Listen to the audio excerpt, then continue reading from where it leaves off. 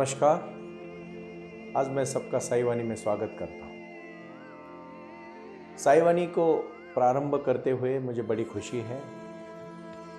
शिरडी के साईं बाबा के आशीर्वाद, साई क्रिया और साई ध्यान के माध्यम से जुड़े हुए पूरे देश और विदेश के मेरे परम मित्र, माता और भगिनी, हम सब आज एक विचारधारा के प्रति हमें खुद को कटिबद्ध कर रहे हैं।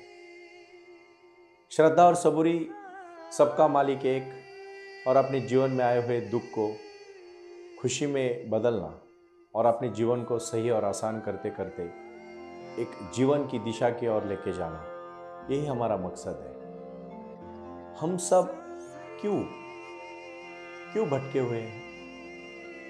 क्योंकि साधना और ध्यान दोनों को हम एक साथ जोड़ना चाहते हैं। मैं बहुत शांति के साथ आज एक विचार आपके सामने रखना चाहता हूं कि आपके जीवन में जो अभूतपूर्व क्षमताएं हैं, जो सौंदर्य है, जो एक विचारधारा है, जो एक एनर्जी है, जो एक चैतन्य है, उसी के बारे में सोचो। मैं फिर से कहना चाहता हूं कि अपने बारे में, अपनी शक्ति के बारे में, अपने भगवान के बारे में, अपने जीवन के लक्ष्य के बारे में और अपने जीवन को एक विचारधारा के प्रति एक बाबा के श्रद्धा के साथ, सबूरी के साथ हमें जब आगे जाना है तो हमें बहुत कुछ करना है। बहुत कुछ आगे जाके हमें जीवन में एक दिशा, कहीं पहुंचना है हमें, और जहां पहुंचना है उसका आनंद लेना है। बहुत सारे मेरे मित्र मुझे आके पूछते हैं कि सुनील जी, हम बहुत दुखी हैं, हम परेशान हैं, हमारे पास ये नहीं है, हमारे पास वो नहीं है, हम क्या करें, हम कैसे जिए। बहुत सारे लोग देखे मैंने। मैं कुछ दिन पहले मेरे एक मित्र के पास गया दिल्ली में, तो मैं उनको मिलने गया। जब वो मुझे एयरपोर्ट में लेने आए तो मुझे उन्होंने कहा, सुनील जी, हमने अभी नया घर लिया है। तो मैं गया उनके नए घर में। 3 साल पहले भी मैं उनके पास गया था, तभी उनको एक नया घर लेना था। तो एक डेढ़ साल पहले उन्होंने दूसरा घर लिया और बोला अभी बहुत अच्छा घर लिया है, लेकिन मन जैसा नहीं। उन्होंने मुझे दिखाया घर, और देखने के बाद कहा कि सुनील जी, अभी तो हम ये पेंट हाउस में आए हैं, लेकिन मन नहीं करता, एक बंगले में रहने का मन कर रहा है। 1 BHK फ्लैट से लेके पेंट हाउस तक आने के बाद भी खुशी नहीं मिल रही है। और जब वो कह रहे कि हमें अभी बंगलों में जाने के बाद खुशी होगी, तो मैं लिख के देता हूं, उनको बंगलों में भी खुशी नहीं मिलेगी। मैं बहुत दावे के साथ कह सकता हूं, क्योंकि हर इंसान अपने पास जो है उसके प्रति वो बिल्कुल सजग नहीं है। जो नहीं है उसके पीछे भागता है, और यही तो दुख है ना, यही तो दुख है। साईं बाबा हमेशा जीवन में एक चीज को कहना चाहते हैं कि बेटा, जो मिला है उसके ऊपर तू समाधान, एक सुख, शांति और सैटिस्फैक्शन बहुत जरूरी है। मैं इतना ही कहना चाहता हूं कि आज का बाबा का संदेश है, जो मिला उसकी तरफ देख। बंदे, सबका मालिक एक है, और तेरा भगवान तेरी सेवा कर रहा है, तुझे सब कुछ दे रहा है, बट तू आंख खोल के तो देख। बहुत सारे मित्र होते हैं। अभी कुछ दिन पहले की बात है, मैं ऐसे ही उसी दोस्त के साथ मैं एक जगह पे गया। वो राजस्थान की बहुत अच्छी जगह थी, जहां हमने बहुत अच्छा एक झील था, और उस नहर में, वो झील में हम बैठे, तो हमने वहाँ इधर उधर देखा, बहुत वहाँ का आनंद लेने लगे। तो मेरा मित्र कहने लगा, सुनील जी, आपको शायद पता नहीं, मैं स्विट्जरलैंड गया था, वहाँ का झील इतना बढ़िया है। और पूरी झील में जब हम वहाँ थे, एक तो आप जानते होंगे राजस्थान में पानी कम है, और उसमें वो झील थी। उसमें जब हमने देखा तो कितना आनंद लेना चाहिए था, बट वो नहीं ले रहा था। वो इतना ही बता रहा था मुझे कि स्विट्जरलैंड की झील कितनी अच्छी है। और जब हम वापस वहाँ से आए, जहां हम रुके थे वहां, तो वो आके फिर आखिरी में बोलने लगा, नहीं, ये झील भी अच्छी थी। तो मैंने उसी समय उसको रोका, रोक, तू गलत बोल रहा है, तू झूठ बोल रहा है। मुझे पूरा विश्वास है कि जब हम अभी सिंगापुर भी जाएंगे या हम स्विट्जरलैंड भी जाएंगे, हम जहां भी जाएंगे, वहां झील जाने के बाद आप वहां की झील का आनंद नहीं लोगे। आप कहीं अमेरिका की झील के बारे में बात करोगे। यानी कुछ लोग ऐसे होते हैं, वो जहां होते हैं, जो उनके पास होता है, वो सब भूल जाते हैं, और फिर अपने जीवन को हमेशा कोसते रहते, दुख के कारण भरे रहते हैं। आज हमें सुख के कारण भरना है। एक छोटी सी कहानी से मैं शुरुआत करूंगा। एक गांव में एक आदमी बहुत पीड़ित था, बहुत दुखी था, और वो सोचता है कि मैं अभी जीना नहीं चाहता। बहुत परेशान हो जाता है। रोजमर्रा की जिंदगी से उसको बहुत सारी कठिनाई आती है, और जब वो कठिनाई आती है तो दुखी हो जाता है और एक शाम को तय कर लेता है कि आज हम जाके मर देंगे। मरने का सोचता है, सुसाइड करने का सोच लेता है, और वो एक कुएं के पास जाता है। अभी उस कुएं में कूदने वाला है वो, लेकिन वहां एक फकीर बैठा रहता है। वो फकीर बोलता है, क्या हुआ? कुछ नहीं, मैं मरना चाहता हूं, मेरे पास कुछ नहीं है, मुझे भगवान ने मेरे साथ बहुत गलत किया है, मुझे कुछ नहीं दिया है, मैं परेशान हूं मेरी जिंदगी से, मैं जी के क्या करूं? मुझे जो चाहिए मुझे नहीं मिल रहा है, मेरे पास कुछ नहीं है, मैं बहुत थका हूं, हरा हूं, मेरे में कोई उम्मीद नहीं है। मरने का सोचता है। तो फकीर कहता है, कोई बात नहीं बेटा, तू जो सोच रहा है वो अच्छा सोच रहा है, ऐसा मैं तो नहीं कह सकता, बट एक चीज मैं चाहता हूं कि तू एक दिन खाली रुक ले, जो तू आज करना चाहता है ना वो कल कर ले। बोलता है, कोई बात नहीं, एक दिन से वैसे भी क्या होने वाला है, इतने साल मेरे जिंदगी के चले गए।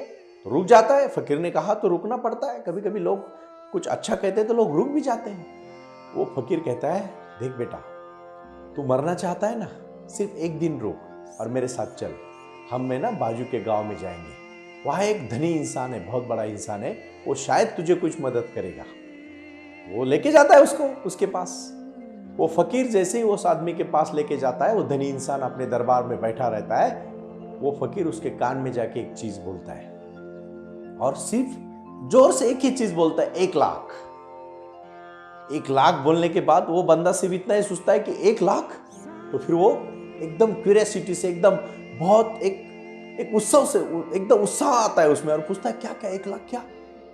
1,00,000? वो बोल रहा है, तेरी 2 आंखों की कीमत 1,00,000 है, तू देना चाहता है? फिर वो एकदम चौंक जाता है, क्या मेरी आंख? ये तो धंधा मैं नहीं करूंगा, मैं क्यों बेचूंगा मेरी आंख? खैर कोई बात नहीं। वो फकीर फिर से उसके पास जाता है और उस आदमी को बोलता है, 11,00,000? जोर से बोलता है, 11,00,000। बोलता है, तेरे 2 कान, तेरा 2 आंखें, तेरे 2 पांव और तेरे 2 हाथ मिलके वो 11,00,000 में खरीदना चाहता है, तू देना चाहेगा? बोलता है, नहीं नहीं, मैं तो मेरा कुछ नहीं दूंगा, ना आंख दूंगा, ना नाक दूंगा, ना कान दूंगा, ना कुछ भी नहीं दूंगा। ये कौन सा व्यवहार है भाई, इस कैसे आप बात कर रहे हो? तो वो फकीर उसको कहता है, कल तो तू कह रहा था तेरे पास कुछ भी नहीं है, तू तो मरने जा रहा था। अरे जो भगवान ने तुझे इतना शरीर दिया है, इतना चैतन्य दिया है, इतना शक्ति दिया है, किस लिए दिए? मरने के लिए। जो क्षमताएं अपने पास होती है, उन क्षमताओं के प्रति हम भूल जाते हैं। मेरे भाई और बहनों, साई वाणी का माध्यम यही है कि अपने को जानो। आज तो मैं ये करना चाहता हूं कि आप अपने पास क्या क्या है ना, इसकी तरफ देखो, क्या नहीं है उसकी तरफ मत देखो। साई अपने दरबार में सब कुछ देना चाहते हैं, सबको आशीर्वाद देना चाहते हैं, और वो दिया हुआ है। हम मनुष्य जन्म में पैदा हुए, यही हमारे लिए बहुत बड़ी क्रांति है। हम इसी क्रांति को आगे लेके जाना चाहते हैं, जीवन में कुछ करना चाहते हैं, और अपनी क्षमताओं को, अपनी शक्ति को, अपनी विचारधारा को चैतन्य के साथ जोड़ के हमें जीवन में नए बदलाव लाने। आज का पहला सूत्र है, अपने पास क्या है इसके बारे में जानो।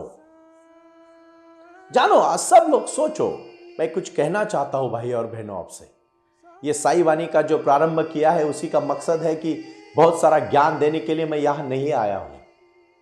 जो भी मैंने समाज में काम करते हुए देखा है, वो आप सबके सामने रख रहा हूं। वो जो मैंने आपको पहली कहानी बताई कि जो दोस्त घर में छोटे से 1 BHK 2 BHK फ्लैट में खुश नहीं है, वो विला में भी खुश नहीं रहेगा, पेंट हाउस में भी खुश नहीं रहेगा, और वो बंगलों में भी खुश नहीं रहेगा। खुशी मानने में है। आप जहां है वहां खुश रहो और खुशी से आगे बढ़ो। आपको और खुशी मिलेगी, आपको और आनंद मिलेगा, और आपके जीवन में बहार आएगी। हर फूल को एक अलग सुगंध होता है, और बाग में बहुत सारे फूल होते हैं, और अलग अलग सुगंध से बाग बनती है, और उस बगीचे को भी बहुत सुगंधित बगीचा कहा जाता है। जीवन का भी यही है, कुछ दुख है, कुछ सुख है, कुछ शांति है, कुछ समाधान है, और इन्हीं के साथ विचारधाराओं के प्रति अपना जीवन है। यही तो जीवन है। दूसरी जो कहानी मैंने कही कि जो बंदा कुछ आज नहीं है मेरे पास, ये बोल के जब कुछ गलत करने का सोचता है, अपने जीवन के साथ खिलवाड़ करने की बात करता है, मरने की बात करता है, तब उसको पता चलता है कि मेरी आंखों की कीमत अगर 2 लाख है और मेरे पूरे शरीर की कीमत अगर करोड़ों की है, तो भगवान ने आपको बहुत कुछ करने के लिए बहुत कुछ दिया है। और इसलिए मैं फिर से आज कहना चाहूंगा कि कुछ कर गुजरने के लिए मौसम नहीं मन चाहिए, साधन तो जुट जाएंगे, संकल्प का धन चाहिए। विचारधारा यही है कि हम कैसे जुड़ रहे हैं, क्यों जुड़ रहे हैं, हमारे जीवन में जुड़ने का मकसद क्या है।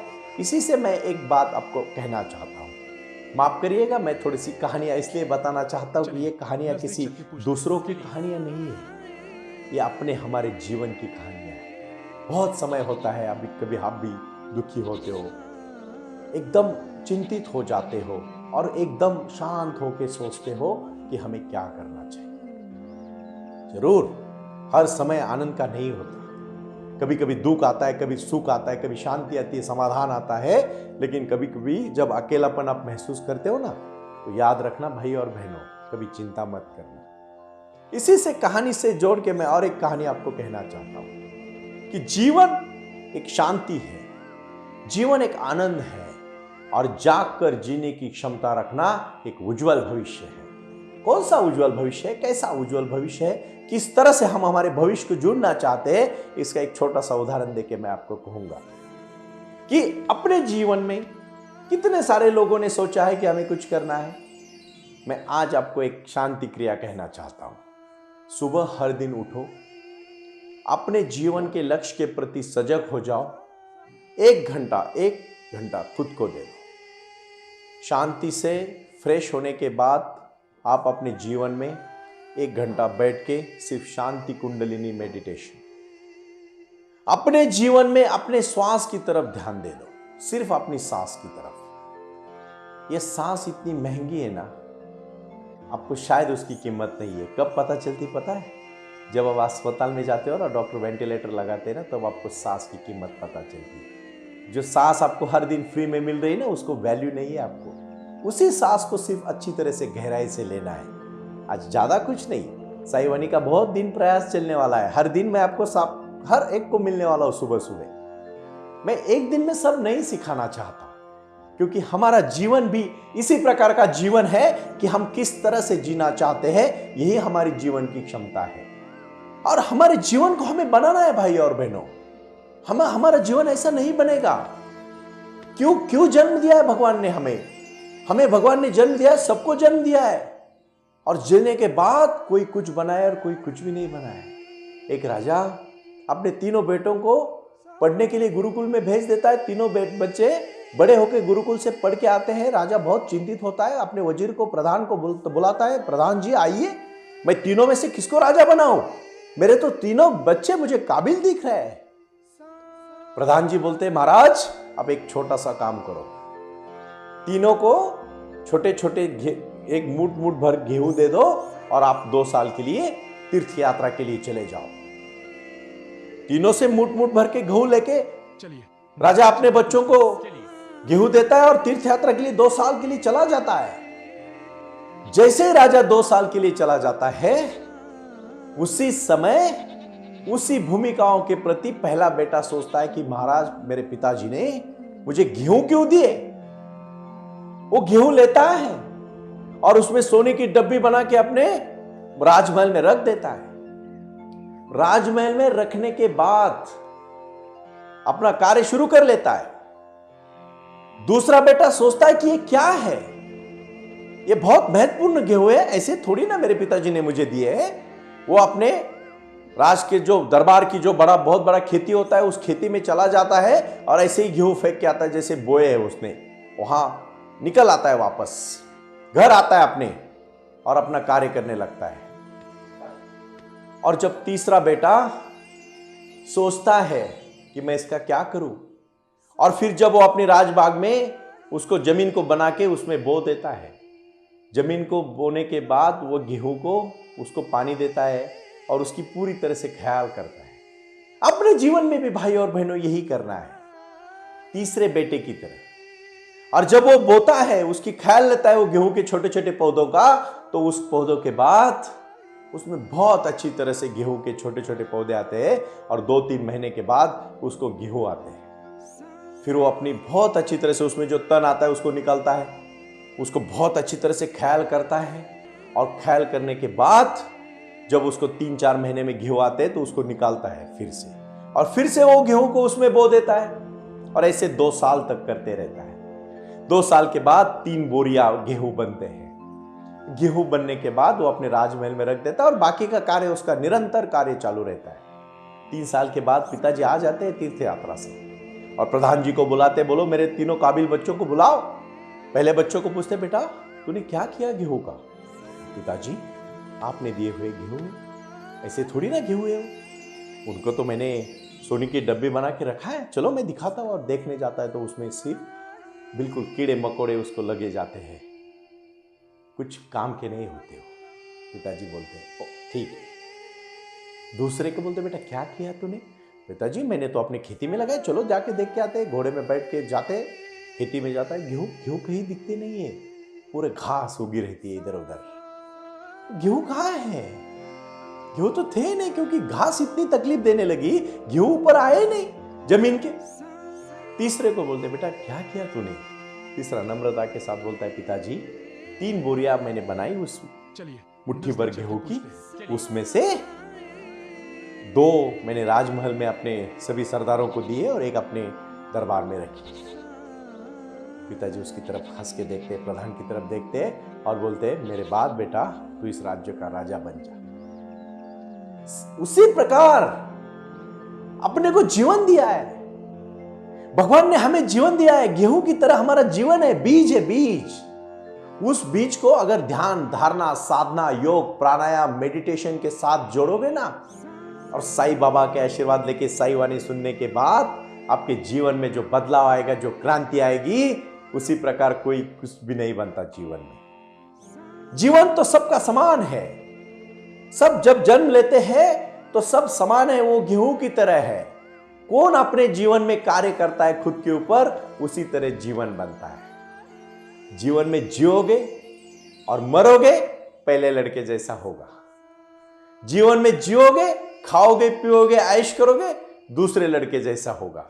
और जीवन में ध्यान धारणा, अच्छे विचार, कर्म की सिद्धता और जीवन में कुछ करने का लक्ष्य रखोगे, संकल्प के साथ, दृढ़ता के साथ एक एक कदम चलोगे और कई लक्ष्य रख के अपने जीवन में अगर आप आगे लेके जाना चाहोगे, अध्यात्म के साथ, संस्कारों के साथ, भावनाओं के साथ, राष्ट्र के साथ, विचारों के साथ, अपने पुरखों के साथ, अपने समाज के एक अच्छे कार्य के साथ और अच्छे विचारों के साथ रहोगे, तो तीसरे लड़के जैसा अपने जीवन पे राजा बन के राज्य करोगे। अभी सोचो, आपको पहला लड़का बनना है, दूसरा बनना है या तीसरा बनना है? और राजा बनना है मतलब अपने जीवन का मालिक बनना है। जो हमें 70-80 साल की जिंदगी मिली है ना भाई और बहनों, मैं कोई आपको सलाह और ज्ञान देने का बात नहीं कर रहा हूं। मैं जो भी कर रहा हूं, मैं आप सबको रियलिटी के साथ, सच्चाई के साथ जोड़ने का प्रयास कर रहा हूं। ये प्रयास करते समय अगर कभी आपका मन दुखा दिया जाएगा तो माफ करिएगा, लेकिन साईं बाबा का विचार है, सबका मालिक एक है और साईं वाणी के साथ चलो, भविष्य उज्जवल है। आज मैं यही मैं कहना चाहूंगा, अपने जीवन को अच्छी तरह से बनाओ। प्रणाम।